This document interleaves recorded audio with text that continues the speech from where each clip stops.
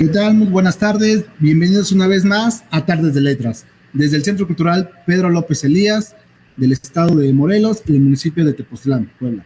Tepoztlán. El día de hoy traemos un conversatorio titulado Sor Juana Inés de la Cruz, mito, representación en la actualidad. Los invitados, la verdad, es una mesa muy agradable, de mucho conocimiento para todos nuestros invitados. Les recordamos también que nos pueden enviar sus preguntas, dudas, comentarios vía chat. Y bueno, les presento a nuestros ponentes, el maestro Julián Cruzalta, el maestro Ricardo Venegas, la doctora Wendy Morales y en este caso la persona que se va a encargar de moderar la mesa, la maestra Yasmín Cachúa, originaria de Jalapa, Veracruz, actualmente vive en Cuernavaca, Morelos, tiene la licenciatura en Derecho, en Ciencias de la Comunicación, maestría en Literatura y en Educación. Ha publicado ensayos literarios en revistas de Argentina, Venezuela, Colombia, Chile, Ecuador y España. Premio Nacional del Cuento Flores Magón en 1996, con mención honorífica. El Festival de Mar del Plata, Argentina. Premio Nacional de Narrativa Dolores Castro y MAC 2018. Con su novela Marta, una carta tiene los libros de poesía, Rocío de Mar, Criaturas Cotidianas, Poesía Reunida, Confieso 36, Rostro de Mujer. Ha participado en diversas antologías de poesía y narrativa en el ámbito estatal, nacional e internacional. Se ha desempeñado como docente a nivel medio superior y posgrado en la área de humanidades. Maestra Yasmín, les dejamos a usted los micrófonos.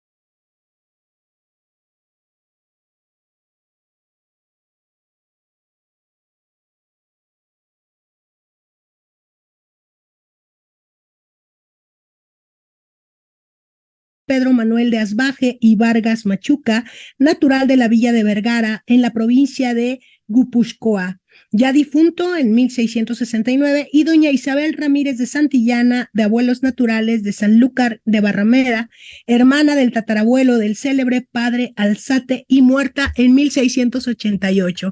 Y estos datos, por supuesto, estoy en lectura del tomo 1 de esta serie de literatura colonial editada por el Fondo de Cultura Económica, y realmente con esta entradita me voy a permitir.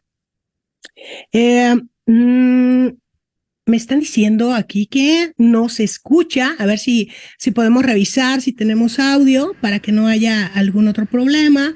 Yo creo que estamos, vamos a ver, dicen por aquí, ya está, ya tenemos el audio.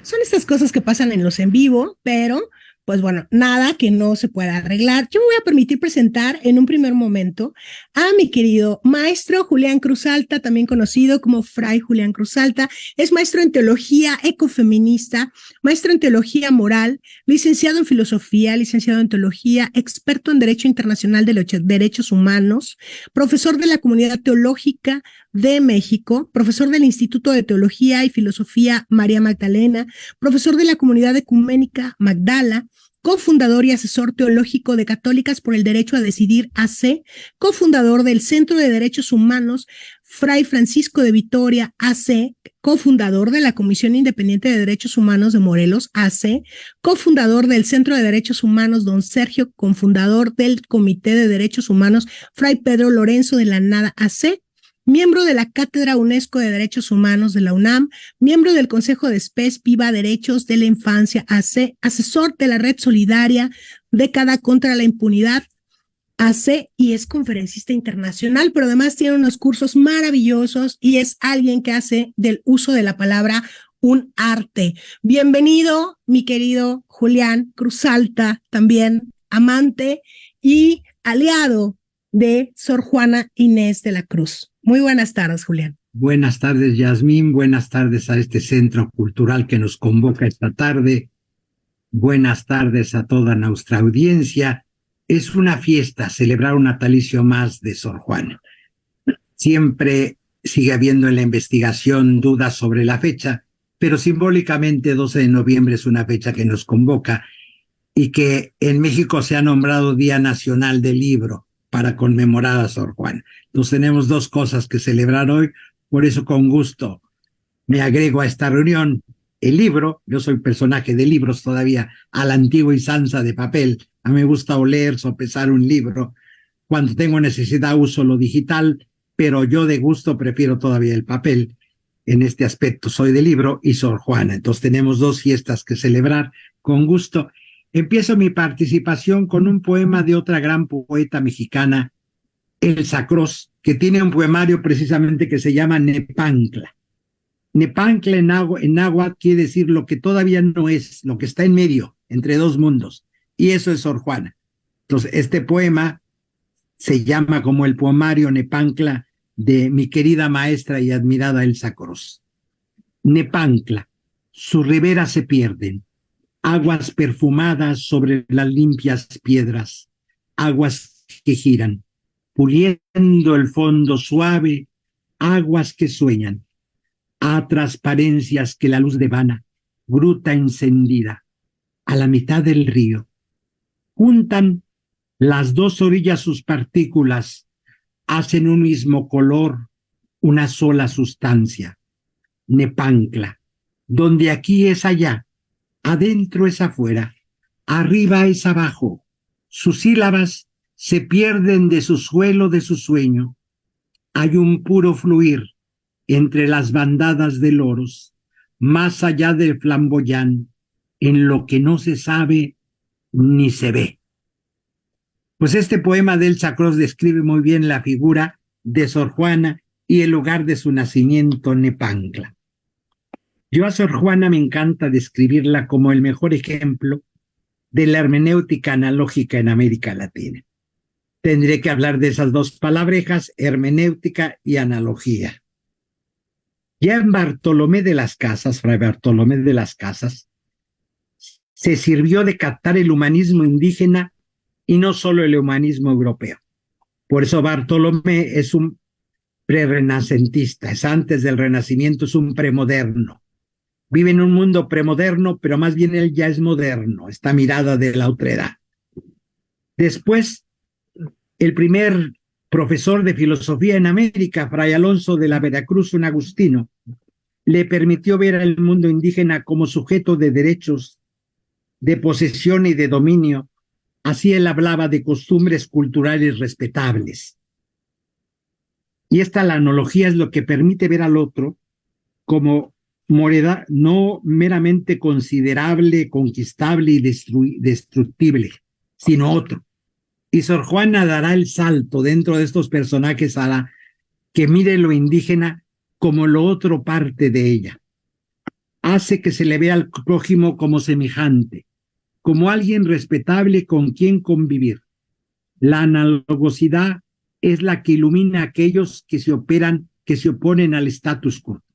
Y Sor Juana fue muy opuesta en muchos sentidos a su status quo. Las voces que se levantaron y las acciones heroicas lo hicieron por virtud de una sensibilidad, hoy llamamos icónica, hacia la analogía, como Fray Antón de Montesinos, Fray Bartolomé de las Casas, Fray Alonso de la Veracruz y la mismísima Sor Juana. En estos días nos lamentamos de la muerte de uno de los grandes maestros de América Latina, el doctor Enrique Dussel. Yo tuve el privilegio de ser alumno de él en varios cursos en la clase. Fue mi maestro no solo de lectura, sino de salón. Él trabajó hace algunos años un libro maravilloso que se llama 1492, El encubrimiento del otro. Y hay otro de mis grandes maestros que me enseñó a leer a Sor Juana desde esta mirada, el ecuatoriano, pero su trabajo lo hizo en la UNAM, en la Facultad de Filosofía, el doctor Bolívar Echeverría. Él escribió un libro maravilloso que les recomiendo, La modernidad de lo barroco. Y otro de mis grandes maestros que me acercaron a Sor Juana es el doctor Mauricio Beuchó. Él tiene un libro maravilloso que se llama Sor Juana, una filósofa barroca. Y hay muchísimo más. Yo tuve el privilegio de conversar con Octavio Paz muchas veces, su libro Las trampas de la fe. Hablamos muchas noches y muchas cenas de este tema. Entonces, desde allá es que miro yo esto. El siglo XVII es el tiempo del barroco.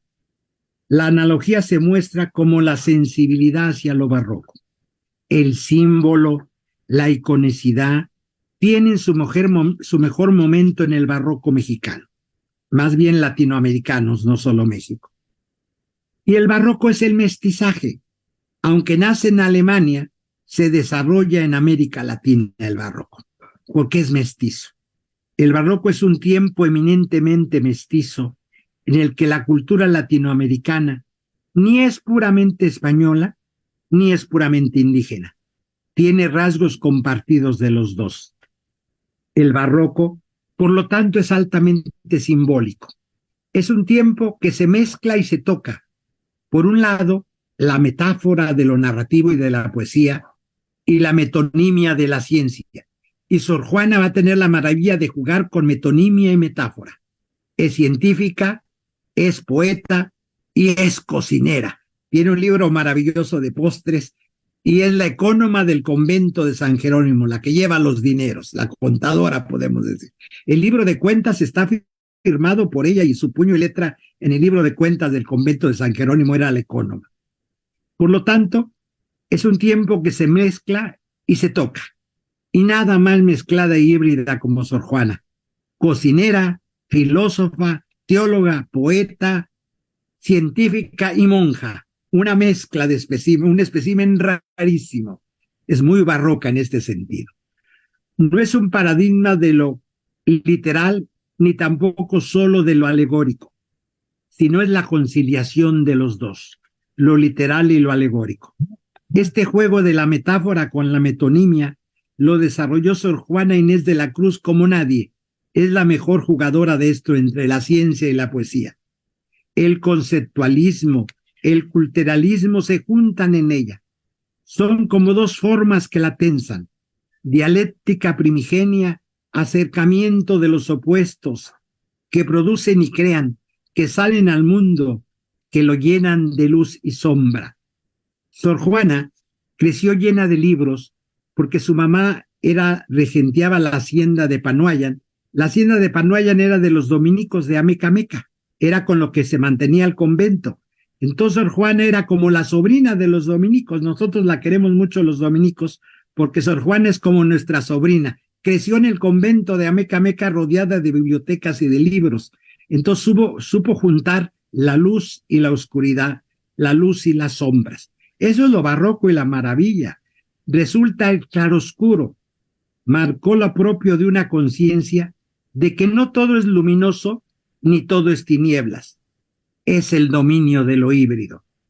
Como híbrido es el poema Primero Sueño, en el que se funden conjuntamente las luces del racionalismo y las oscuridades del hermetismo ocultista.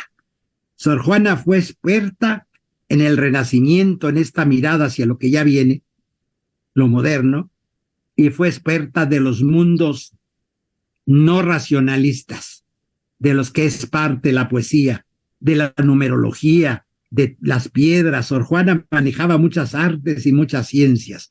Por eso es este híbrido. El barroco es un espíritu analógico. El barroco conjunta la nueva ciencia y el hermetismo antiquísimo.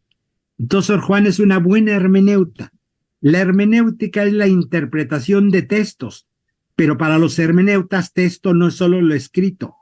Una obra de arte es un texto que hay que interpretar. Un crítico de arte es un hermeneuta del arte. Una conducta, un terapeuta, te enseña a entenderte, te ayuda. Es un hermeneuta de la conducta. La misma realidad. Interpretamos a las personas para conocer y comprender sus expectativas y sus ilusiones. O sea, quiere decir todo aquello que le da significado. Por eso es tan necesaria la hermenéutica. La hermenéutica viene desde los presocráticos, desde Parménides, desde Heráclito. Es un retorno. Viene con Platón, viene con Aristóteles. Ya Aristóteles no la usa como ciencia, es el arte. Ciencia se hará hasta el siglo XIX con método científico. Filón de Alejandría la aplicará al texto bíblico. Filón es un judío que trabaja y hace filosofía en el gran centro luminoso de entonces, Alejandría. Y busca a Filón lo alegórico, lo literal. Y por eso en el cristianismo alejandrino, uno de los grandes hermeneutas alejandrinos será Orígenes, que tendrá una visión simbólica del asunto. Y Sor Juana tendrá las dos visiones, el literal, los textos, y lo alegórico. Por eso es un híbrido en este sentido. Y es un híbrido cultural, y es un híbrido en la poesía. Y todo esto, los filósofos modernos, Heidegger, Gadamer, dirán que habrá algo intermedio entre lo unívoco y lo equívoco. Hoy el mundo es muy equívoco, todo se vale, todo es interpretación. Entonces es difícil ponernos de acuerdo porque hay que respetar a todo mundo, pero el problema es que vivimos en la misma tierra, tenemos que llegar a acuerdos. No puedo decir pinto mi raya y de aquí no pasas. Tus decisiones me implican, mis decisiones te afectan. Sor Juana vivió todo eso, no podía pintar la raya. Y lo unívoco es todos miramos igual, la verdad es única. Sor Juana luchó contra esas dos miradas. Eso es lo analógico. Une unidad y diversidad. Unidad no quiere decir uniformidad, porque hay gente que entiende unidad como uniformidad, todos iguales. No, Sor Juana logra salvar los dos polos, unidad y uniformidad. Ella es de unidad diversa. Ella es única e irrepetible, lo entiende, en un mundo que no mira así, por eso sufrió tanto y luchó tanto. O sea, Sor Juana es una feminista adelantada en este aspecto, porque además tiene una hermenéutica feminista sin conocer la palabra hermenéutica, sin conocer el concepto feminista. Hoy no podemos llevar la historia hacia atrás y decir era feminista porque ni el concepto conoce, pero su búsqueda intelectual es el feminismo de cuestionar y preguntar todo. Hoy hablamos de la hermenéutica de la sospecha. Sor Juana es una hermeneuta de la sospecha. Lean el Primero Sueño, que es un eclipse, lo que describe en ese sueño, pero es una maravilla genial y brillantísimo de describirlo. Es decir, entre lo cerrado y lo abierto, entre la luz y la noche. Y el mejor ejemplo es Sor Juana, entre lo indígena y lo español, entre la Castilla y el náhuatl. Y ella se mueve entre los dos mundos, que recordemos que su nana era indígena y le enseñó desde niña la lengua náhuatl, y que don Carlos de Sigüenza Góngora, uno de los mejores filósofos de la colonia, era su amigo, y le prestaba textos en náhuatl. Ella tuvo en mano el manuscrito del Nican Mopogua de náhuatl, de las apariciones de la Virgen de Guadalupe, y lo cita entrecomillado porque don Carlos se lo prestaba temporadas y luego se lo regresaba, y este texto se perdió. Y con esto voy cerrando. Don Miguel León Portilla buscó por cielo y mar y tierra el Nican Mopogua que leía Sor Juana, porque los otros textos que conocemos, y sobre todo la liturgia católica usa en las misas del 12 de diciembre, no es el de Sor Juana. Y hace años antes de morir, encontró el manuscrito, está en la Biblioteca Pública de Nueva York, el texto que leía Sor Juana de Nican. Yo siempre que la vida me llevaba a Nueva York, ya les enseñé a los mexicanos que venden flores en Manhattan. Todos los niños que en los camellones de Manhattan venden flores son mexicanos, nomás que no hablan castellano. Hablan mixteco poblano y ahora inglés, entonces hay que comunicarse en mixteco o en inglés porque Castilla no hablan. Pasaron del mixteco al inglés. Entonces, yo he dialogado mucho con ellos, ya les llevan flores, les dije, miren, aquí está la otra parte, como todo en México era dual, la imagen está en la Ciudad de México, pero el texto, que es la otra parte, es tan valioso.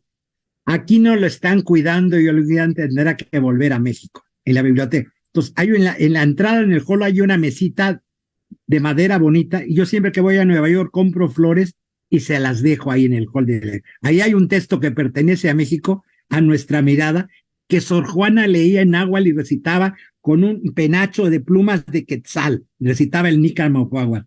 Esa es la Sor Juana científica, leyendo el Nican Mopogua de náhuatl con un penacho. Una maravilla, felicidades. El texto existe y algún día va a regresar a México porque está ligado al corazón, al espíritu y a la voz de Sor Juana.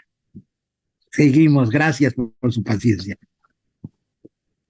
Vean qué manera tenemos ya, está poniendo sobre la mesa elementos nuestro querido Julián Cruz Alta de hermenéutica. Ya tengo yo la primera pregunta para él, que se la formularé posterior para que podamos ir avanzando, pero vean nada más qué cosa tan interesante los aportes que nos tienes, Julián, sobre esta visión, la visión de los vencidos, la visión de esta otra manera de ver a nuestro ícono, nuestra figura, este mito y esta forma de ver la representación en la actualidad de Sor Juana Inés de la Cruz. Y yo me voy a presentarles a la doctora Wendy Lucía Morales Prado.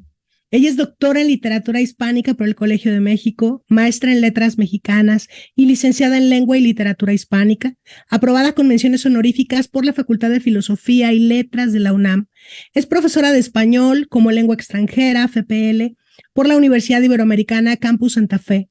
Se desempeñó como investigadora líder de proyecto en el catálogo de textos marginados novohispanos del siglo XVI, siglo XIX del Colegio de México, y en el proyecto Sor Juana Inés de la Cruz, dirigido por José Pascual Buchó, miembro de número en la Comisión Editorial de la Academia Mexicana de la Lengua.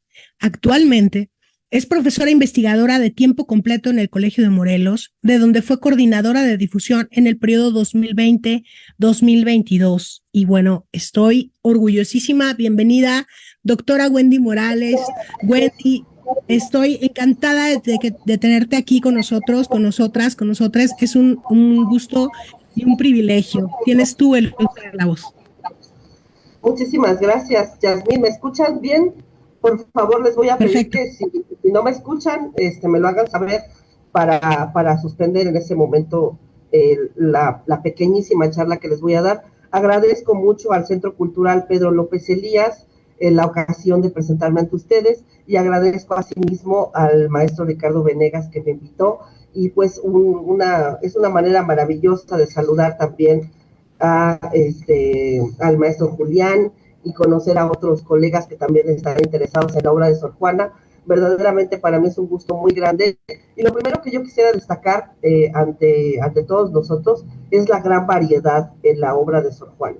Yo quisiera empezar esta breve charla con una invitación a las personas que se sienten muy lejos de la obra de Sor Juana, porque evidentemente representa algunos desafíos para el lector por la lengua culta que se manejaba en ese momento, porque el poeta quería distinguirse. Recordemos que en este momento la poesía que cultiva Sor Juana pertenece a un ámbito cortesano, sumamente aristocrático, y la manera de distinguirse pues del uso normal, del uso corriente del lenguaje, pues es esta especie de lenguaje barroco que lo hace distinto del lenguaje que usamos todos los días. Pero eso tiene su razón de ser. Si yo utilizo para todos los días la lengua española para expresarme con todos mis amigos y mis compañeros, la lengua como que se desgasta, como que pierde efectividad. En cambio, si yo la transpongo y altero el orden de la lengua, meto muchísimas figuras retóricas y demás, de esa manera provoco que la palabra potenciada en ese aislamiento brille y se pueda manifestar de un modo más prístino y mucho más genuino. Eso era lo que pretendían los barrocos en ese momento. Pero la obra de Sor Juana es muy, muy variada. Realmente cultivó todos los géneros. Tenemos teatro, tenemos teatro cortesano, autosacramental, tenemos poesía lírica, tenemos prosa incluso, porque gracias a la respuesta sorfilotea tenemos ahí una defensa espiritual y vocacional de los intereses de Sor Juana, como dice el maestro Julián, a partir de una cuestión femenina, de decir, si yo soy mujer, ¿por qué yo no tengo derecho a ejercitar mi pluma si mis padres fueron dos padres de la iglesia, ¿no? No puede ser que los padres sean muy instruidos y teólogos y demás, y que la hija, que soy yo, sea tonta. No es posible. Entonces, ella empieza a defender su interés, su voluntad creadora a partir de esta carta en prosa, ¿no? Por lo tanto, es difícil para nosotros sustraernos de la fascinación sobre Sor Juana, porque si bien ella nos cuenta de viva voz su vida, hay muchos aspectos que para nosotros quedan en la oscuridad y que todavía no hay un soporte documental para poder decir que sí, que efectivamente hubo ahí algún proceso que le hicieron a ella, de por qué finalmente se vio obligada o no a guardar silencio, qué fue lo que pasó en los últimos años de su vida. Todavía hay muchas cosas, muchas interrogantes que no nos quedan claras. Sin embargo, tenemos su obra. Muchos han querido expresar de Sor Juana que es una especie de perla como en un chiquero, ¿no? De si de verdad era ella una flor en un entorno totalmente opuesto a sus intereses y a lo que ella quería desarrollar. Yo creo que no, que precisamente ella es una flor que nos demuestra toda la sabiduría y todo el ejercicio poético que había en la Nueva España. Ella es al mismo tiempo un garbanzo de a libra, una muestra excepcional, pero también es un producto de su tiempo. Y lo que demuestra es que había aquí muchísimos poetas, ¿no? Llega a decir González de Eslava que aquí en Nueva España había más poetas que estiércol, ¿no? Verdaderamente aquí había muchísimos poetas, muchísima poesía. Carlos de Sigüenza y Góngora lo constata cuando se hace en 1692 y 93 ese certamen literario que es el Triunfo Parténico, y dice que recibió más de 500, imagínense ustedes el tamaño de la Ciudad de México en el siglo XVII, que recibió más de 500 solicitudes de participación para ese certamen. Pues eso nos da una idea del humus en el que se desarrolló también Sor Juana. Y sin embargo también vemos los alcances autodidactas de un espíritu sin igual, con una voluntad absoluta para el conocimiento, ¿no? Tenemos eso. Y también a veces nos queda un poco lejos esta cuestión de que la poesía no es la poesía que nosotros concibimos actualmente, ¿no? Nuestros criterios de originalidad, de armonía y demás son los que tenemos a partir del romanticismo, a partir de la modernidad. Sin embargo, en aquel momento hay que reconocer que la poesía representaba una conversación civil del poeta con su sociedad y que tenía que hacer alusión a la tradición literaria a la que estaba perteneciendo. Es decir, si se escribía una loa, pues se tenía que escribir de acuerdo a ciertas preceptivas, a ciertas maneras de escribir. Si se escribía una elegía, también se tenía que escribir con ciertas características. Si se escribía una oda, también con ciertas características. Y ella también dice que todo esto eran cuestiones por encargo. Entonces llegó un momento que uno dice, bueno, entonces, ¿qué era lo genuino en ella? ¿No? Si todo era por encargo, si todo era de acuerdo a los moldes y a las preceptivas y a los clásicos, ¿dónde hay lugar para su originalidad? Entonces, debemos de recordar que si bien es una conversación civil del poeta con su sociedad, las palabras y los razonamientos que vierte Sor Juana son totalmente auténticos, son genuinos. Es decir, aunque nosotros pensemos que si Fabio, Leandro y todos los nombres que utiliza son nombres totalmente que pertenecen a la tradición poética, pero el razonamiento, ese sí es de Sor Juana. El sentimiento que ella vierte en las cosas, las consideraciones, todo esto es enteramente genuino, es de ella, es auténtico, ¿no? Todo ese razonamiento de que yo a quién quiero si este me pretende, pero yo no quiero a aquel, puede ser que no haya existido esa situación amorosa para Sor Juana, pero el razonamiento y la manera de resolver esa situación es totalmente de ella, ¿no? Como mencionó también el maestro Cruz Alta, tenemos ahí un encuentro entre la tradición y la modernidad. Y tenemos una maravillosa sensibilidad indígena hacia la situación que ella estaba viviendo, ¿no?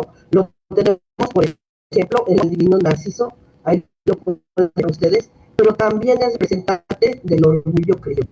Llega a escribirle a la duquesa de Aveiro lo siguiente: que yo, señora, nací en la América abundante, compatriota del oro, paisana de los metales.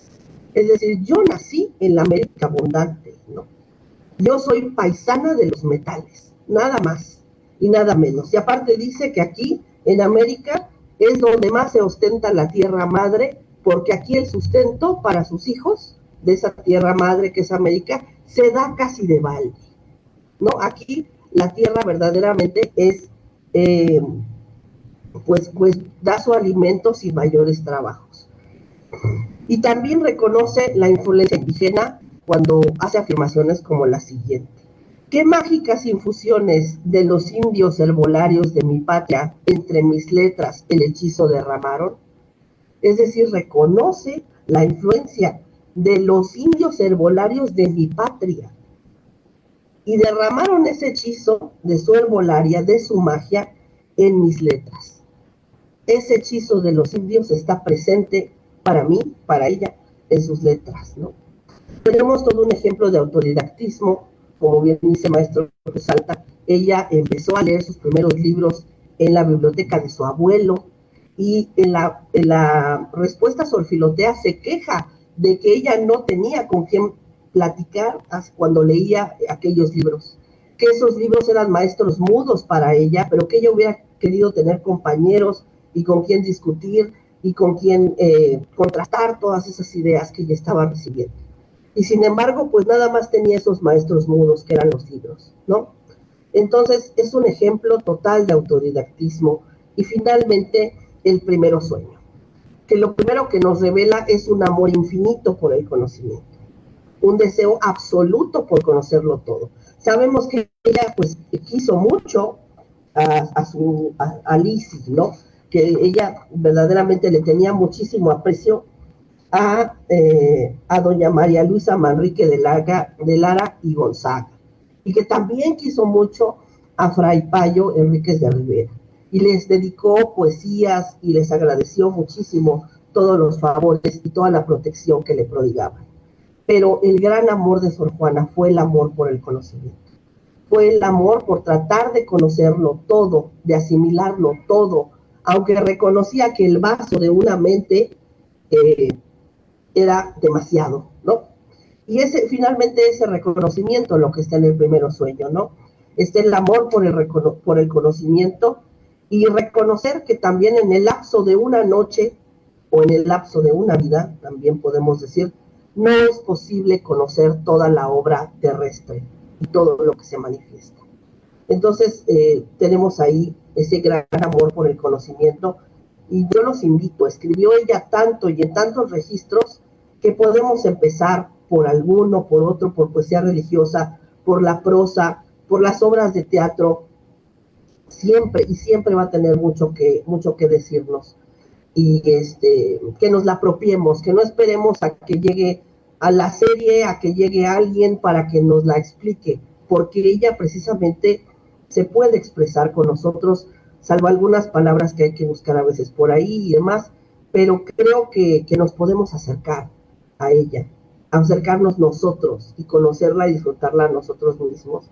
Y pues es más que nada todo lo que yo quería compartirles esta tarde y estoy lista para las preguntas y los comentarios que tengan. Son totalmente bienvenidos. Muchas gracias. Bueno, pues ya ahí tenemos la participación de la doctora Wendy Morales, que verán cómo el conocimiento hace, que tiende puentes, y no puede ser de otra manera porque hace lo complejo sencillo.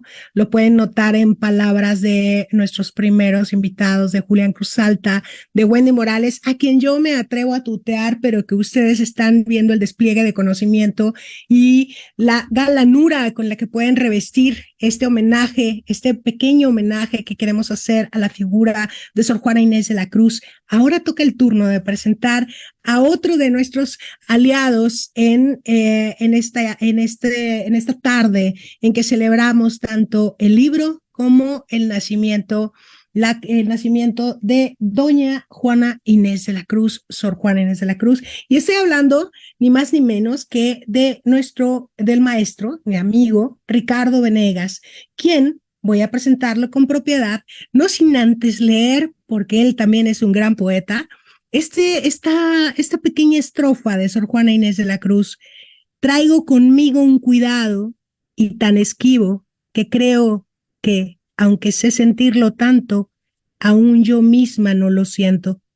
Es amor, pero es amor que, faltándole lo ciego, los ojos que tiene son para darle más tormento.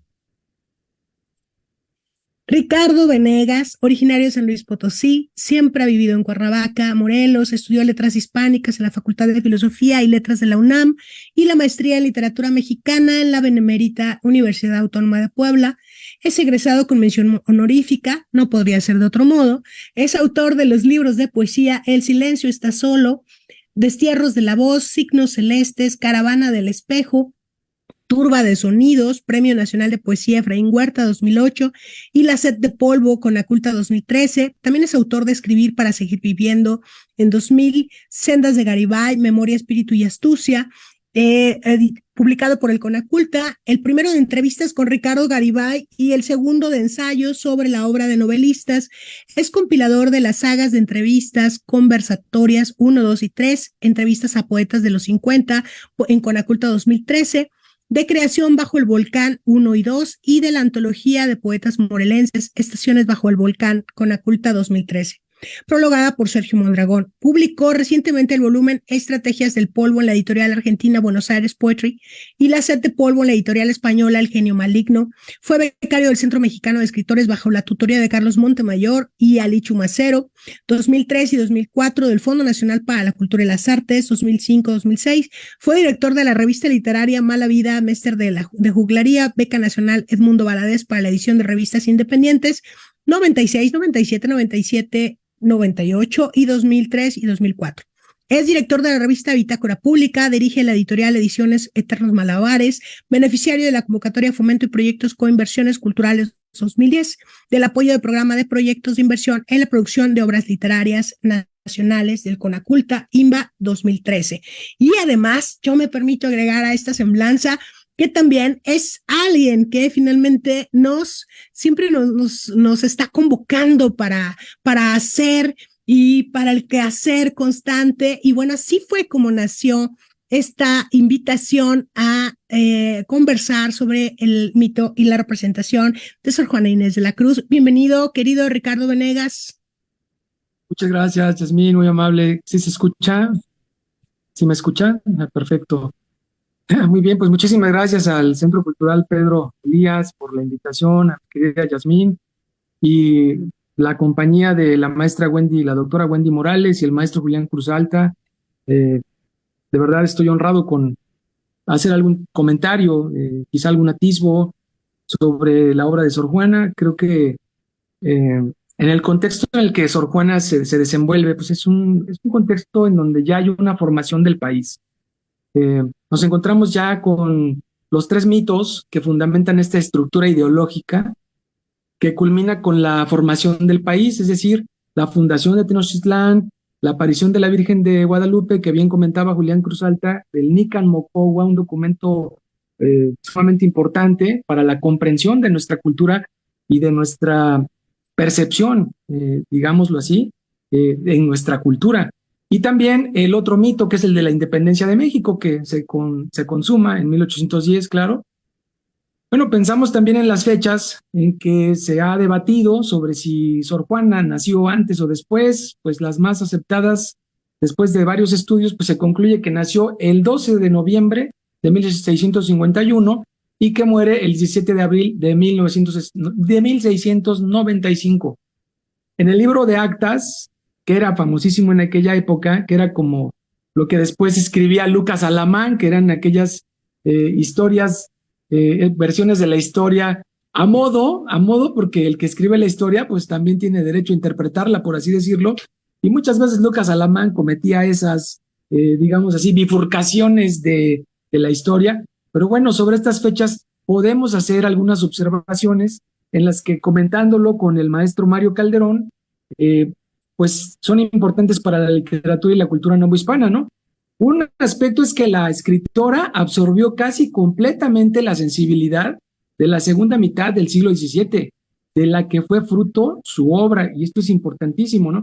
Hablaba Julián de la doctora Wendy también, por supuesto lo mencionó, sobre esta modificación del lenguaje. ¿Por qué se erosionan las palabras?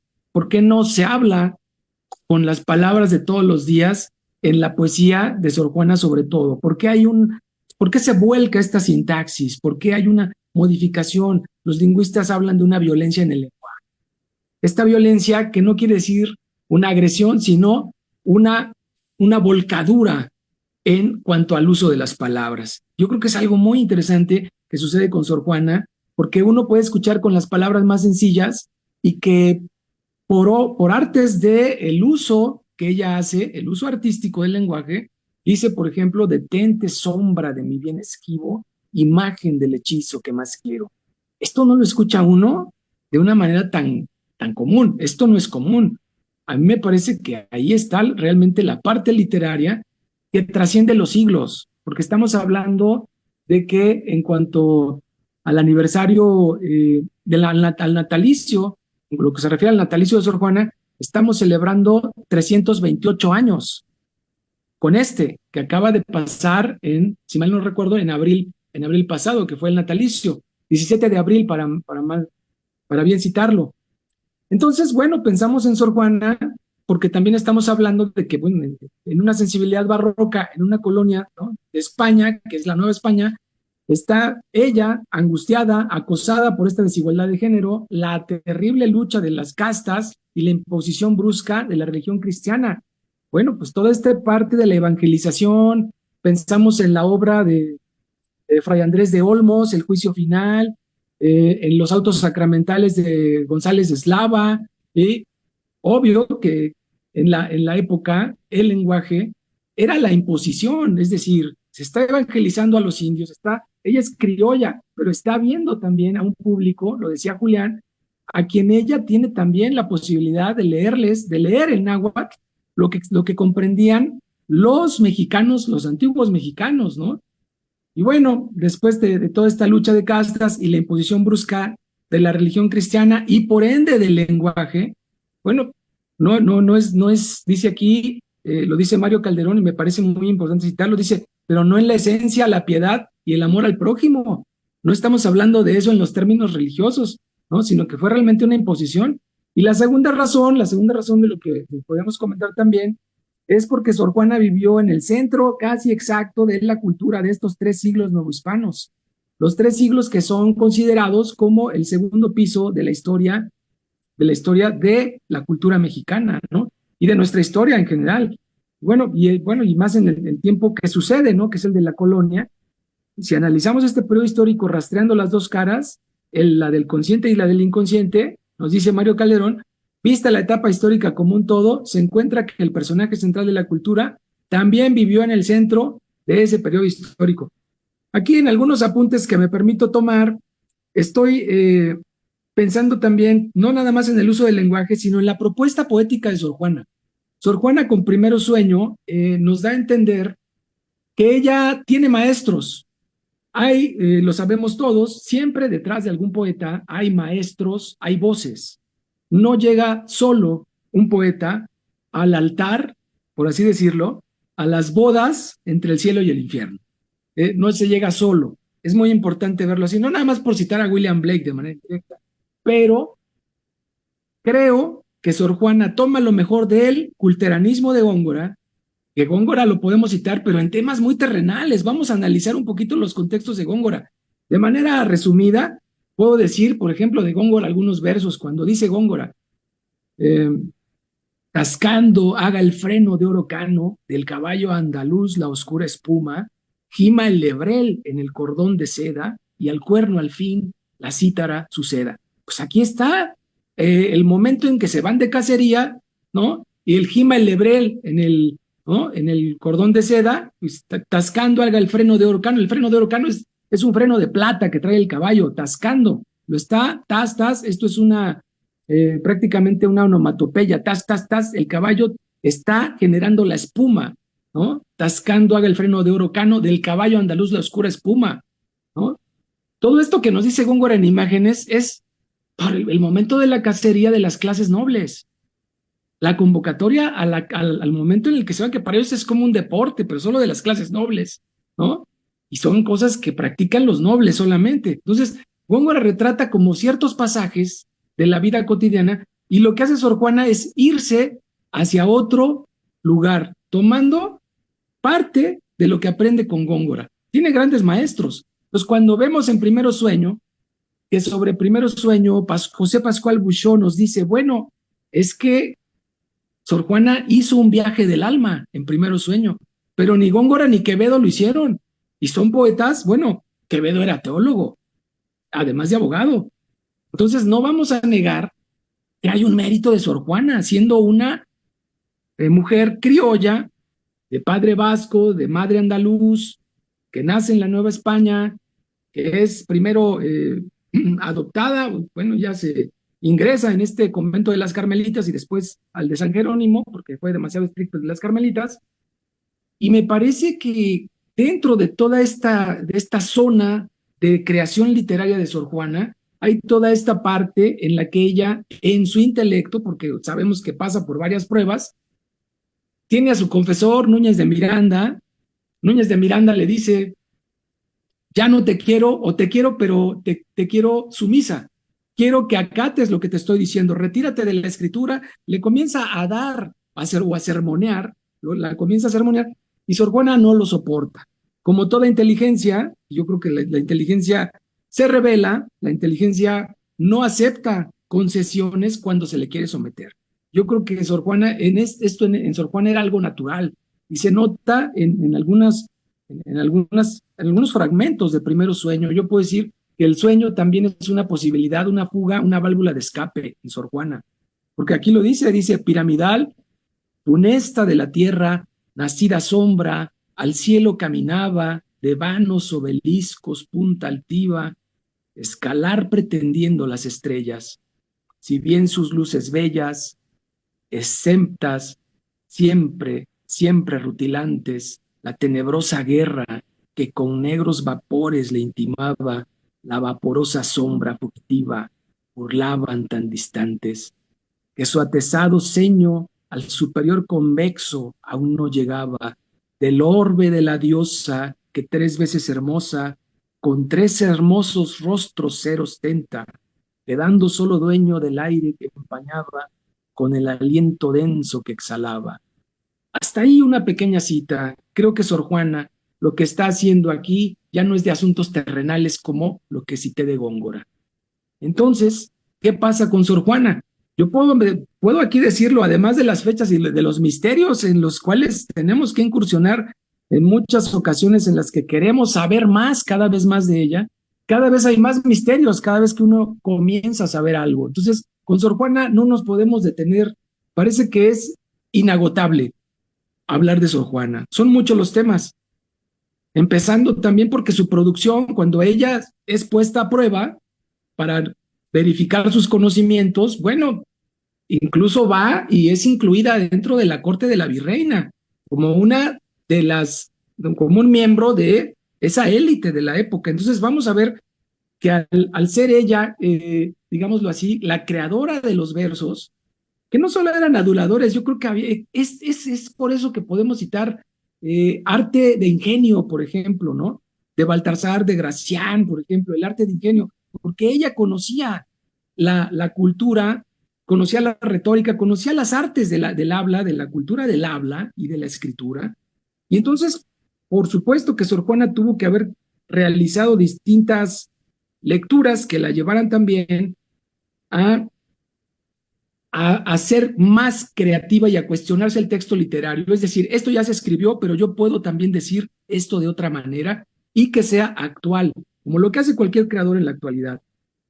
Bueno, desgraciadamente, en algún momento, yo lo que quería decir también, creo que es importante citarlo, gracias a la producción literaria de Sor Juana, a todos los versos que ella escribía y que leía en las cortes, ¿no? Para la virreina y el virrey, me parece muy importante decir que gracias a eso ella pudo adquirir la habitación que tenía para poder dedicarse un poco ahí, incluso con sus libros, a seguir, a continuar escribiendo, porque también con ello pudo adquirir, bueno, a una esclava negra, pudo tener la compañía de una esclava negra que le ayudaba también en las tareas y a una media hermana suya. Entonces yo creo que es algo muy importante porque tenía que buscar un cierto acomodo, pero además tenía la posibilidad de que el convento tuviera ingresos, o sea, ella realizaba una aportación adicional a todos sus gastos, es decir, no me quedo yo con todo. Y ella tenía también esta idea de compartir, de dar, de la generosidad. Es decir, siendo una intelectual, no era una intelectual para utilizar todo de una manera calculadora, indiferente o cruel, como vemos en muchas inteligencias, que utilizan solamente las partes, ¿no? Digamos, el cálculo, la visión de yo tengo todas las posibilidades de ganar esto y me lo voy a llevar todo. Es decir, Sor Juana sí sabe lo que es la generosidad, está practicando parte de su credo, pero hay algo también como que quizá es parte de lo que más nos mueve, nos remueve la sensibilidad, es que cuando Núñez de Miranda, me parece que es él el que le dice que el hombre, que afortunadamente Dios le había dado ciertas facultades al hombre, al ser humano, y que uno debía de estar agradecido porque Cristo se había sacrificado por los hombres y que ese era el mayor mérito de Cristo ante los hombres. Y a mí me parece la respuesta de Sor Juana genial, porque ella lo que le contesta es algo inteligentísimo y sumamente brillante. Le dice, no fue libre albedrío aquello, el mayor regalo que le dio Cristo a los hombres. El mayor regalo es el libre albedrío, la capacidad de decidir de cada persona. Y en esto a mí me parece fundamental también mencionar que Sor Juana no cree que las almas, y porque lo dice en su poesía, las almas no tienen sexo. Ser varón o ser mujer no tiene nada que ver con los asuntos del alma, con los asuntos más elevados del espíritu. Y bueno, ya cerrando mi participación, perdón, creo que creo que es algo muy importante que a pesar de que le fue retirada su biblioteca, ella continuó todavía con sus convicciones. Sé que es una mujer que creo que que funda toda esta parte, sin duda, para las cuestiones del feminismo y todo esto, les da una razón, por supuesto, un punto de apoyo para poder darle continuidad, y es una raíz importantísima, tanto en el pensamiento como en la creación literaria y en la cultura en general, ¿no? Pero bueno, veamos que a pesar de que le fue incautada la obra, bueno, ella lo ve casi como con mucha compasión a este hombre, incluso a Aguiar Seijas, que era un misógino, que era un tipo que odiaba a las mujeres, que decía que él tenía que estar a no sé cuántos metros de las mujeres porque le despertaban no sé qué, ¿no? Bueno, yo me imagino que, pero miren, realmente era un tipo misógino, le tenía miedo a su masculinidad. Yo creo que eso es algo que puede verse muy frecuentemente en la actualidad. Bueno, no se aceptaba como varón, no sé qué le pasaba a este señor, pero realmente odiaba a Sor Juana. Era lo que podíamos ver, y es muy fehaciente en los textos que uno advierte actualmente.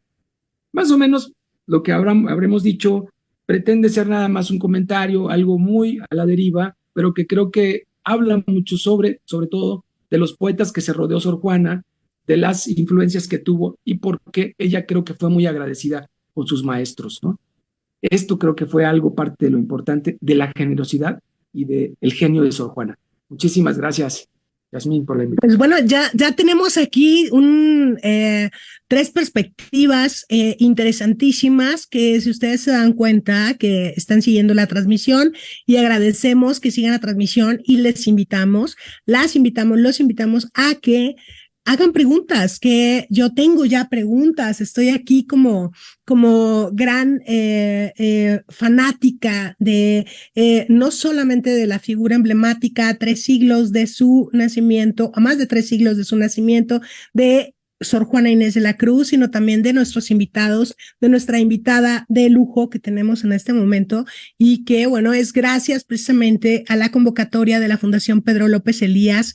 Estamos sumamente agradecidas, porque esta inquietud surgió, si no estoy errada, hace un año que tuvimos la oportunidad de reunirnos, y en esa reunión casual compartíamos un vehículo y comenzó la conversación acerca de Sor Juana Inés de la Cruz, y ahora tenemos la posibilidad de estar aquí reunidas precisamente con estos amantes, pero también eruditos, si me permiten ustedes la palabra, sin que esto parezca una exageración, pero sí quiero yo decir que son su elocuencia y pasión para referirse al tema que nos convoca, y que no solamente es un tema, sino una gran figura. Pues bueno, inicialmente yo podría preguntarle al querido maestro Julián Cruz Alta, y bueno, pasarle los saludos que tenemos aquí. Saludos para Julián Cruz Alta, siempre agradeciendo precisamente tu sapiencia y tu presencia, Julián, y esta hermenéutica de la suposición de la que hablabas en tu participación, que me gustaría quizá que nos hablaras un poco acerca de ello. A la doctora Wendy, me encantaría hacerte una pregunta, a lo mejor es lo más sencillo, lo más simple, pero generalmente tiende a ser lo más complejo. ¿Por dónde empezar a leer a Sor Juana Inés de la Cruz? ¿Qué es aquello que podría dejarnos enganchadas a esta portentosa figura que, como bien lo señaló el maestro Ricardo Venegas, pues vamos descubriendo como una cebolla, y le vamos quitando capas y capas, y continúa siendo un misterio? Yo te preguntaría, Wendy, querida, ¿por dónde comenzar a leer a Sor Juana Inés de la Cruz, a Julián, esta hermenéutica de la suposición, y por supuesto al maestro Ricardo, pues esta elocuencia, ¿no? ¿Qué pasa con esta figura hoy día dentro de esta representación actual? ¿Cómo la ves, Ricardo? Te iba yo a hablar de usted cuando somos tan cercanos. ¿Cómo la ves, Ricardo? ¿Cómo ves la representación en la actualidad de Sor Juana Inés de la Cruz? Yo mandaría esas primeras preguntas, obviamente autorizada como su auditorio en este momento. No sé, me gustaría comenzar contigo, Julián. Esa hermenéutica de la suposición y Sor Juana Inés de la Cruz. Sí, de la sospecha, gracias. Perdóname. Era hermenéutica de la sospecha. Yo estoy cambiándote ya la derivación, querido. Esto se trata de una categoría central en la exégesis feminista actual. Parte del principio de que todos los textos al ser escritos, recopilados, interpretados o traducidos, sufren la acción de esquemas mentales preconcebidos o de intereses determinados, tanto más cuando no se hacen conscientes y explícitos. La mentalidad patriarcal de la sociedad en la que se extendió la Iglesia y desarrolló el proceso de composición de sus textos tiene una influencia muy fuerte. La sociedad de Sor Juana es una sociedad católica muy influenciada con el poder de la Inquisición y el poder sagrado. Todavía no existe lo que hoy conocemos el Estado laico ni una sociedad secularizada. Es un Estado religioso y una sociedad secular. Que una monja que se supone que es funcionaria de este Estado religioso y de esta sociedad religiosa se atreva a preguntarse cosas, a cuestionar, a mirar de otra manera. Es decir, hoy el feminismo todavía cuestiona y se mira, pero estamos en siglo XXI. Hacerlo en la época de Sor Juana, este atrevimiento y lanzar textos.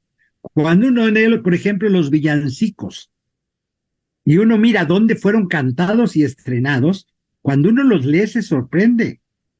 Muchos de sus villancicos se los pagó el obispo de Oaxaca, o sea, fueron por encargo, como decía la doctora Wendy, y se los pagaron. Y se los estrenaron con coros en la Catedral de Oaxaca. Yo leo esos villancicos y me sorprendo que fueron cantados en una catedral. Es cuando o sea, fue tan hábil que el obispo ni se enteró lo que estaba pagando y estrenando en la Catedral de Oaxaca. Esta es la habilidad de esta hermenéutica de doble. Sor Juana la puede leer superficial, como muchos textos, intermedio o profundamente. En la lectura profunda descubres textos feministas radicales, entre ellos los villancicos.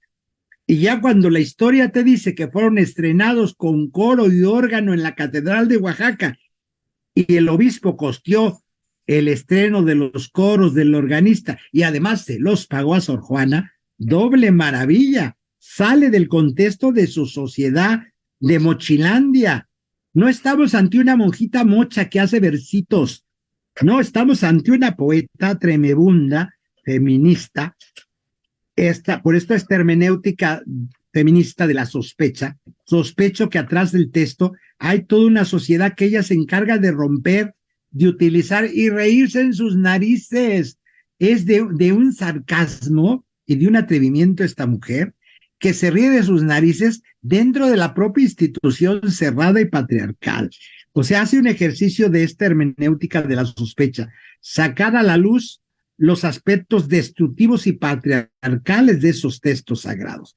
Ella dice, yo no soy filósofa, yo no he estudiado, teóloga menos, yo no hago teología, porque sabía que la Inquisición podía acabar en las llamas de la Inquisición. Por eso ella dice, no, yo soy una monjita, yo cocino postres, juega con esto, es decir, no, yo de esas cosas es para los sabios, para lo que hablaba el maestro Venegas, es decir, para las jerarquías, discutir de teología, no, yo no discuto en eso, pero lees los poemas con una lectura profunda y claro que discute de filosofía, discute de sociedad, discute como mujer, discute de ciencia, discute de filosofía y teología y hace tremendas discusiones. Ahí es donde yo digo que es una hermeneuta de la sospecha, porque juega a varios niveles y se pitorrea de su sociedad y sus autoridades civiles y religiosas en un mundo que no es secular, que es profundamente religioso, profundamente lleno de prejuicios. Tenemos un personaje que no los enfrenta directo, usa el sarcasmo para combatirlos y reírse de ellos. Obliga al obispo de Puebla que firme como mujer Sor Filotea de la Cruz. O sea, este es un juego tremendo que obliga a un obispo misógino como es el de Puebla a que utilice un seudónimo de monja y que firme como Sor Filotea de la Cruz. Este es el juego tremendo. Esto nos da es un ejemplito de la capacidad de Sor Juana de lidiar no con un personaje, con una sociedad como era la sociedad novohispana. Y no solo de la Ciudad de México, de toda la colonia, de todo el país colonial. O sea, tiene la capacidad de pitorrearse, reírse y que le paguen.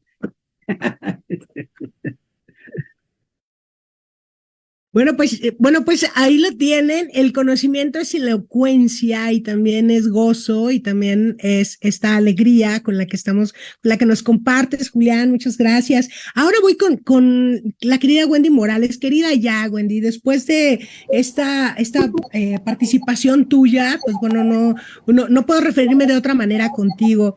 ¿Por dónde comenzar a leer a esta mujer a quien has descrito, llena de voluntad, determinación, originalidad, inteligencia, autenticidad, y yo diría, si me permites, Wendy, carácter?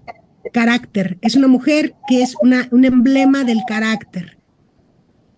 Bastante carácter. Si quieren leer a una Sor Juana muy enojada y muy furiosa con su confesor, con Antonio Núñez de Miranda, les recomiendo que lean la carta de Monterrey que encontró el padre Aureliano Tapia Méndez, para que vean cuando Sor Juana estaba protegida por los virreyes, pues cómo estaba de molesta con su confesor.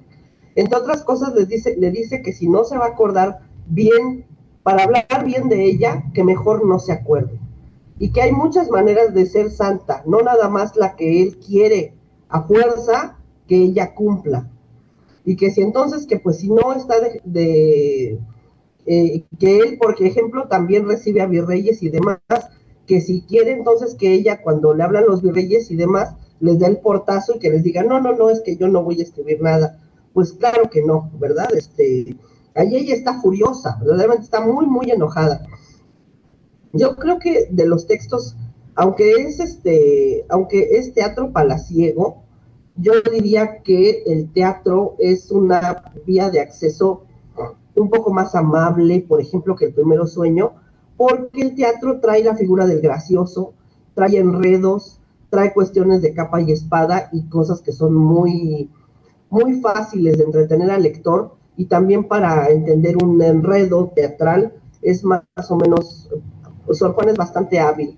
Pero también yo no quisiera dejar de lado la respuesta Sor Filotea que hace Sor Juana, incluso la carta de Sor Filotea, bajo la cual escribe el obispo poblano Manuel Fernández de Santa Cruz.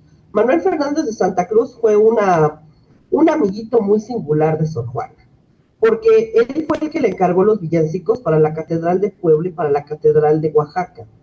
Él se los pagaba y se llevaban bastante bien. Entonces él le escribe esta carta de Sor Filotea porque el santo tutelar del obispo Fernández de Santa Cruz era San Francisco de Sales.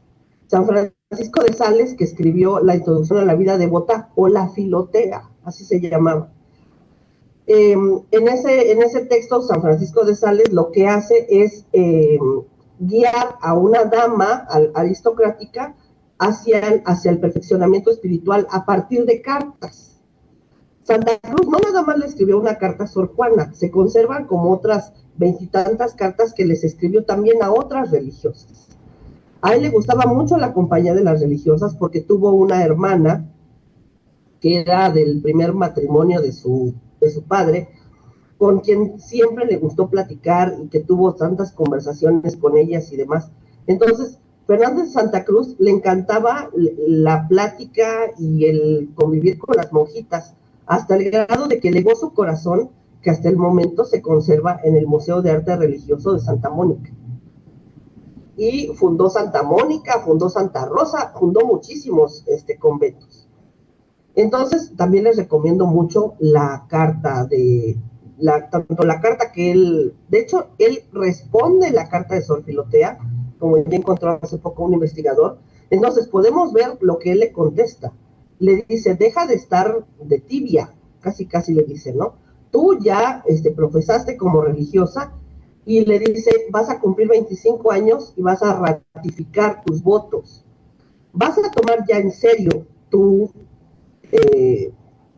profesión de votos, o vas a seguir, él decía, dedicándote a las rateras noticias de la tierra. Les llamaba rateras noticias de la tierra porque le robaban tiempo que ella debería de estar dedicando a su perfeccionamiento espiritual.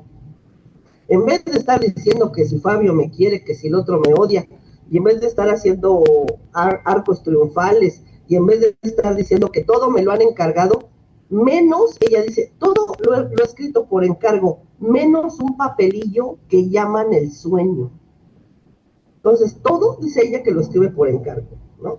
Entonces, de alguna manera le dice que deje de escribir esas cosas y que le ofrezca el holocausto, es decir, que le ofrezca el sacrificio de su entendimiento a Dios, que es lo más caro que ella tiene, y que verdaderamente deje ese tipo de actividades y que se entregue totalmente a su vida religiosa y a su perfeccionamiento espiritual.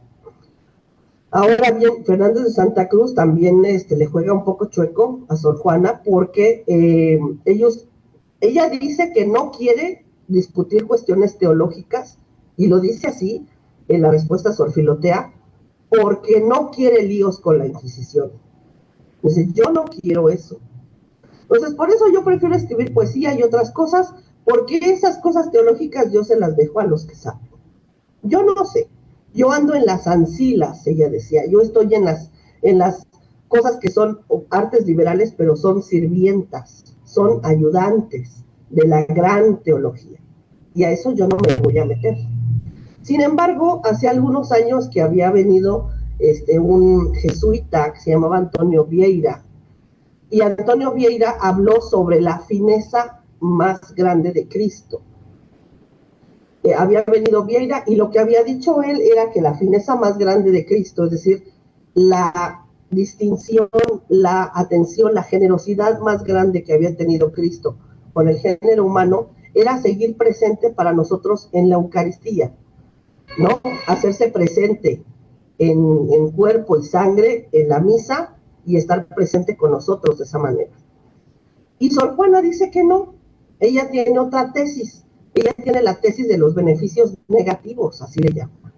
Ella lo que dice es que nosotros siempre le pedimos a Dios muchas cosas, y entre las cosas que le pedimos, podemos pedir algunas que sabemos, que Dios sabe que no son lo mejor para nosotros.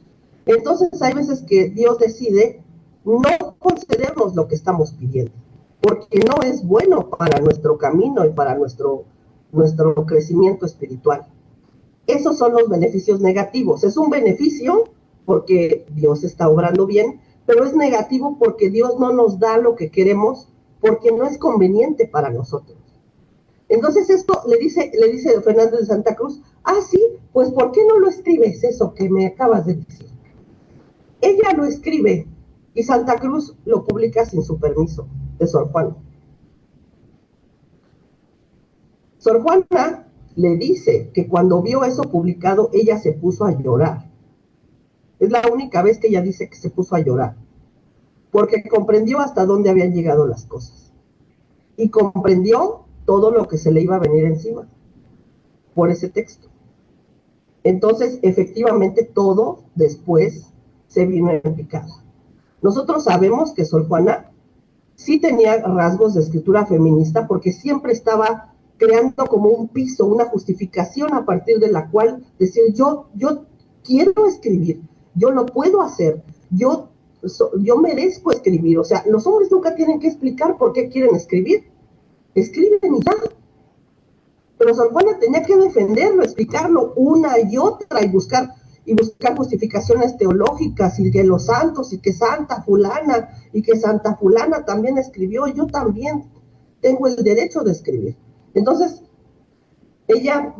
sabemos que alguien que tenía tan en alto la defensa de la espiritualidad humana, sabemos que nunca hubiera escrito con sangre yo la peor de todas.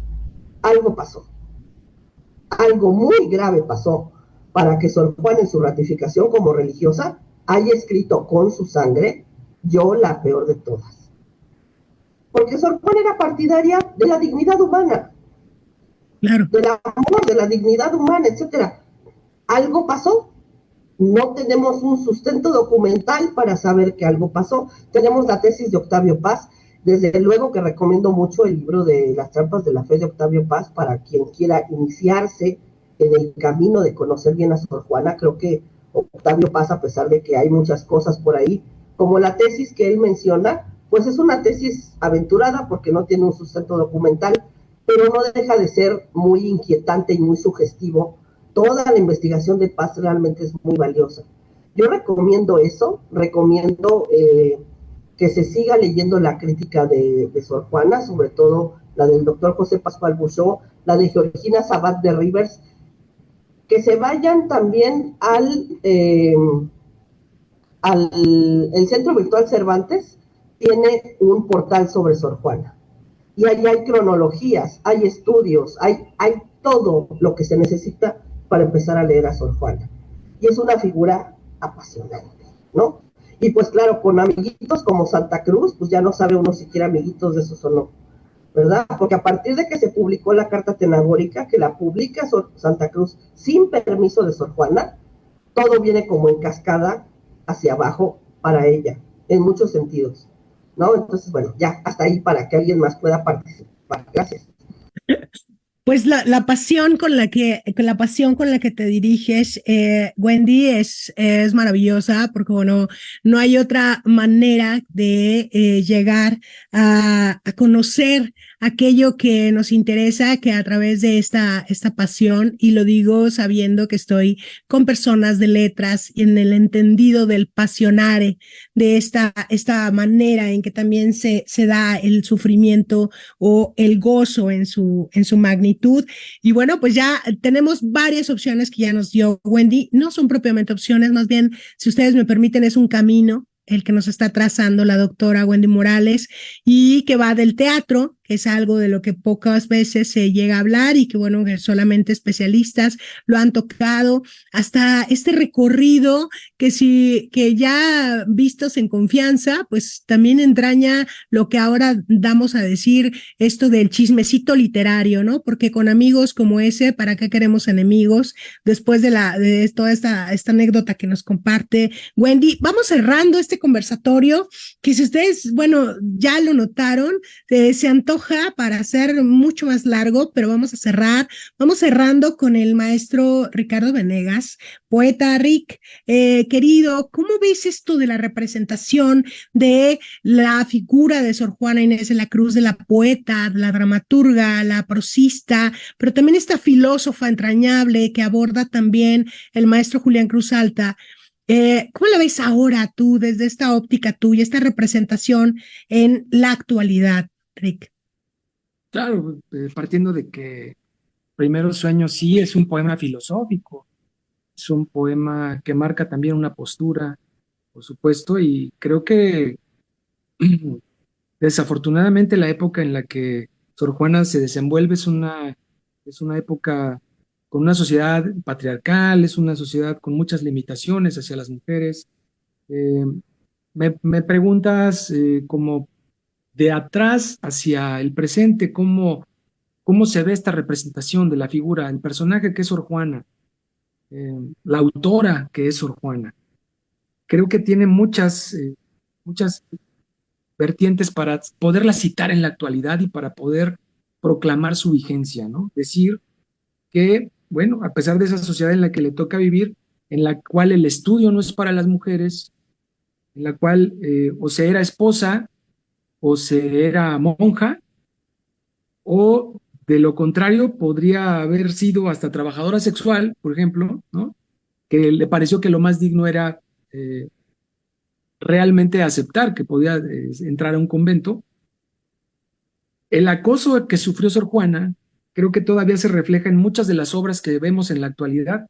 Quiero mostrar aquí la portada, no sé si se vea más o menos.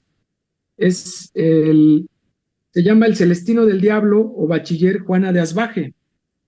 Es un libro que publica Ediciones Eternos Malabares, y en su portada está Sor Juana precisamente.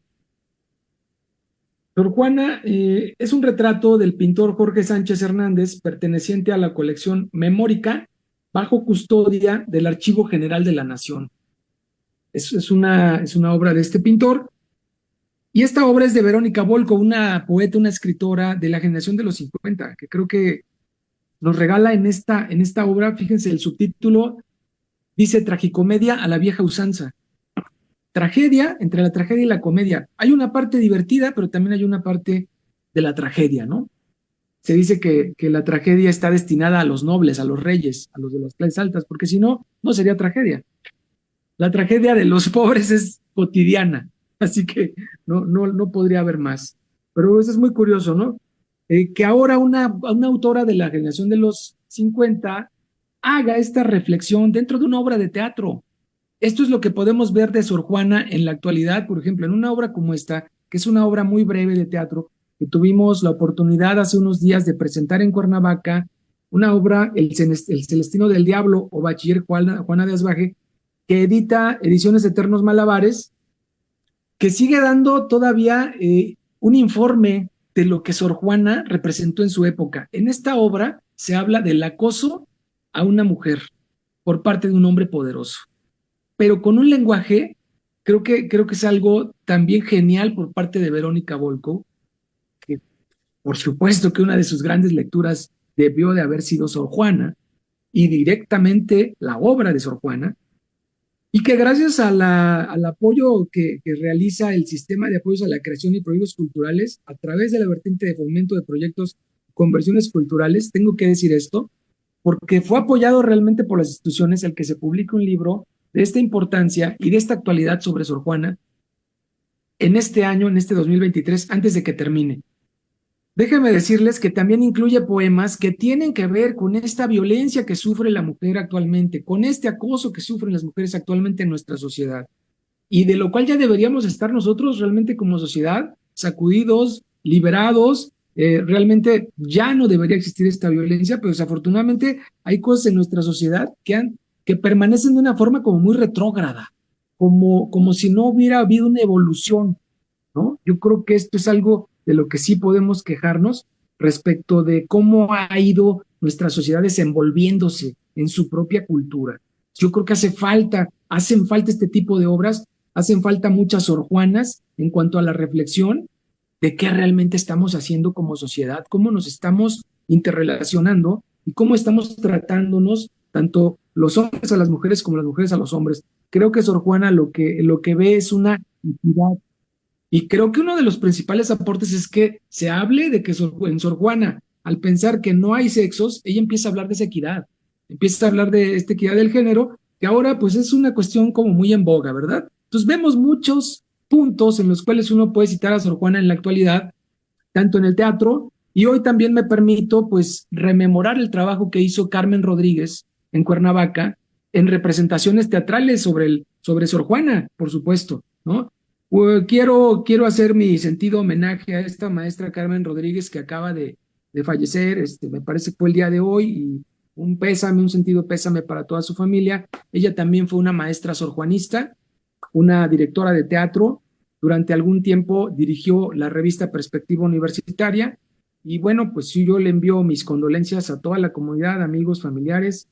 Fue una gran sorjuanista, y esto a mí me lleva también a repensar que como sociedad estamos también creando, creo que mecanismos a través de los cuales podamos también sugerir y proponer esta reflexión, ¿no? De cómo estamos nosotros regulando nuestras relaciones como seres humanos, que finalmente creo que en Sor Juana se manifiesta esa demanda del respeto entre iguales y no de arriba a abajo. Creo que es algo que fue fundamental. Y para ella creo que en su época fue una cuestión de mucha fortuna que se le haya considerado en las cortes, porque creo que eso fue lo que la salvó siempre de ser denigrada y de ser menospreciada por sus iguales o por sus autoridades eclesiales. Creo que es una gran fortuna tener en nuestro país a una mujer que nacida en una, digamos, en una casta humilde, ¿no? De un origen que no fue, digamos, tampoco estaba en la bonanza, pero que es criolla, ¿no? Y que tiene también una formación autodidacta a través del abuelo, que es quien también le facilita el ingreso a los libros, y que a los 3 años comienza, como una Mozart de la poesía, comienza ella a dar grandes pasos y nos entrega una obra muy lúcida. Creo que tenemos todavía autoras que continúan y que le siguen los pasos a Sor Juana. Ahí tenemos a Verónica Volkow en este libro de Ediciones Eternos Malabares. Por supuesto, pueden ustedes googlear. Les dejo el correo por si alguien quiere adquirirlo. Creo que es un momento oportuno. Es eternosmalabares@gmail.com. Bueno, ahí está la obra de Sor Juana actualizada porque vemos muchas de las desventajas que vivió Sor Juana, las vemos en nuestra sociedad, y como lo decía Amado Nervo, como nadie escucha, hay que volver a repetirlo, ¿verdad? Creo que ahí este es un momento muy oportuno para retomar estas lecturas, y no solamente rememorar lo que vemos en la figura, lo heroico y los méritos que tiene Sor Juana como mujer y como autora. Creo que es algo fascinante para cualquier lector en comenzar a investigar realmente cómo vivió esta monja, primero carmelita y luego jerónima, y que es parte de nuestra cultura y ya de nuestro temperamento. Muchísimas gracias. Bueno, pues ahí está la participación de Ricardo Venegas y bueno, la recomendación que contacten Ediciones Eternos Malabares. Está la página también en Facebook para que puedan hacerse de esta obra de Verónica Volkov, que sin lugar a dudas es una pieza importante.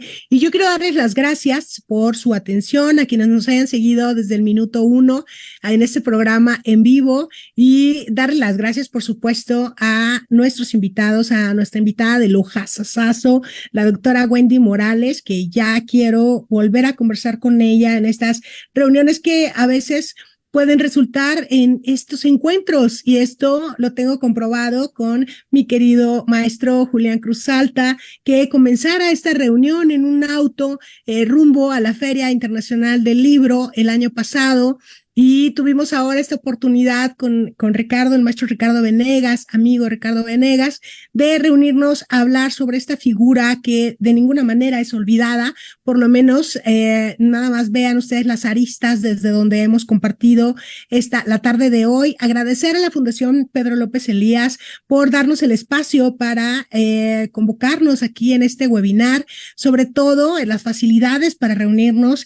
Y bueno, yo de manera muy especial quiero agradecerle a la licenciada Montserrat Fuentes de la Cruz, que fuera quien me contactó y por quien hicimos digamos, esta convocatoria a más de 300 años del nacimiento de Sor Juana Inés de la Cruz, tan vigente como ahora, tan presente como ahora. Y bueno, paso a hacer un comentario y saludos a Alessandría Giordano Hansch, que dice: Sor Juana está considerada por estudiosos como la primera feminista del Nuevo Mundo. Aquí ya lo hemos dejado perfectamente señalado. La lucha al derecho a la educación y al conocimiento de las mujeres. Es pionera siglos antes. Y aquí, bueno, señala Alessandría, dice, pero olvidada. Yo creo que después de las expresiones que han tenido Wendy, la doctora Wendy Morales, el maestro Ricardo Venegas, maestro Julián Cruz Alta y su servidora, pues bueno, de ninguna manera es olvidada, la tenemos más presente que nunca. Y yo con esto, obviamente, darles las gracias a todos, a todas, por su compañía, por su estar con nosotros, con nosotras, con nosotras, y obviamente las facilidades. Y este poema, que no se nos podemos ir sin un poema, además de la recite que han hecho ustedes, especialistas en el tema. Yo aquí puedo solamente fungir como voz. Amante dulce del alma, bien soberano a que aspiro, tú que sabes las ofensas castigar a beneficios, divino imán en que adoro, hoy que tan propicio os miro, que me animáis la osadía de poder llamaros mío. Hoy que en unión amorosa apareció a vuestro cariño, que si no estabais en mí, era poco estar conmigo. Hoy que para examinar el efecto con que os sirvo, al corazón en persona habéis entrado vos mismo. Pregunto, ¿es amor o celos tan cuidadoso escrutinio, que quien quiera lo registra todo, da de sospechar indicios? Mas ay, bárbara ignorante, y qué de errores he dicho, como si el estorbo humano obstara al lince divino. Para ver los corazones no es menester asistirlos, que para vos son patentes las entrañas del abismo. Con una intuición presente tenéis en vuestro registro el infinito pasado hasta el presente finito. Luego no necesitabais, para ver el pecho mío, si lo estáis mirando sabio, entrar a mirar lo fino. Luego es amor, no celos, lo que en vos miro.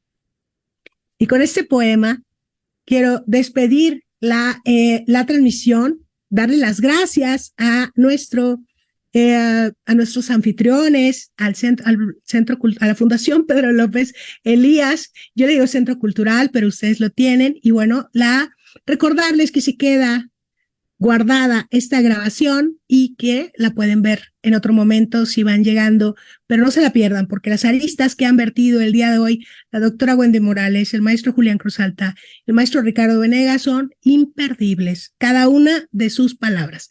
Muchas gracias, muy buenas tardes. Y bueno, ¿algo más que quieran agregar por parte de la Fundación Pedro López Elías? Hola, no, al contrario, darle el agradecimiento a nombre del Centro Cultural Pedro López Elías, tanto al maestro Julián, al maestro Ricardo, a la doctora Wendy y principalmente pues a nuestra moderadora Yasmín, a la maestra Yasmín que hizo posible este webinar, este conversatorio sobre Sor Juana Inés de la Cruz. La verdad, el tiempo se queda corto, podríamos irnos hasta casi amanecer y yo creo que cada uno de ustedes tendrían mucho que más contar, ¿no?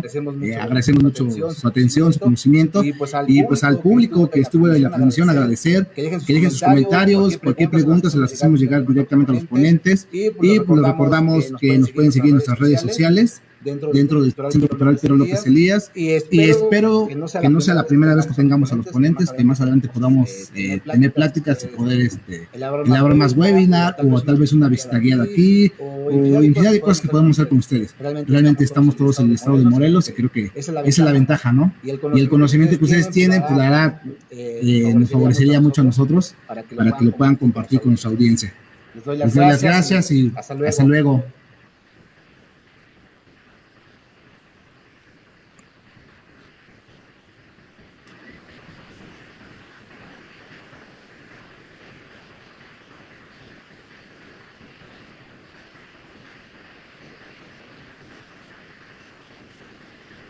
Listo, salimos de Facebook.